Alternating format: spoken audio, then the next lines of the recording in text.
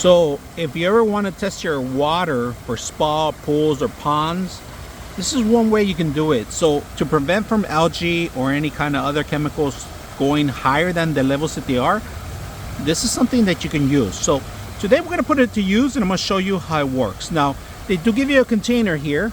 They give you a container here, and this is if you want to grab some water.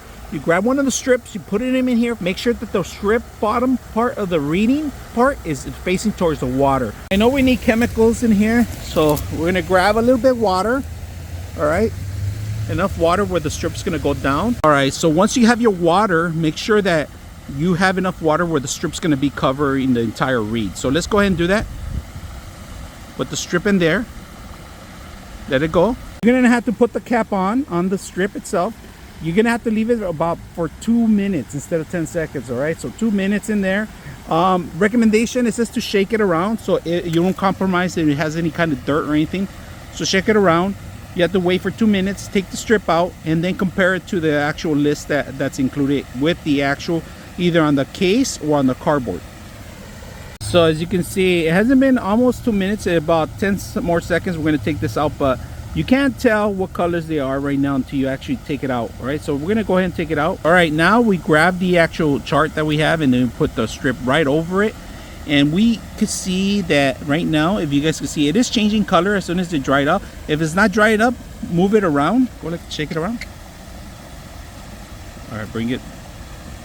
All right, now we're gonna compare the actual strips to see where we can see the actual chemical reaction. And right now we're looking at a little bit more yellowish than the 100. If you guys can see, you can tell a change in color, but we're not in the 1,000 yet. We're like in the 100. So it looks like all the chemical balances, it's PHP is minimum.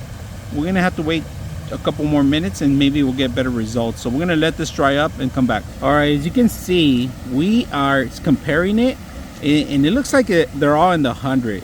It does have a chemical imbalance, but that's where you could come in and set up your own chemicals. It shows us that it's a little bit imbalanced. We're in the 100.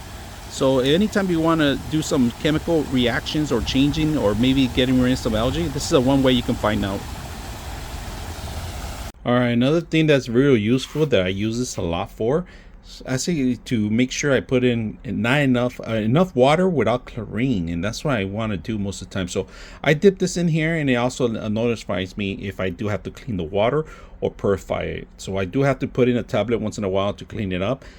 Make sure that I keep the levels high for them, lower for them actually. So I use this a lot for this specialty too.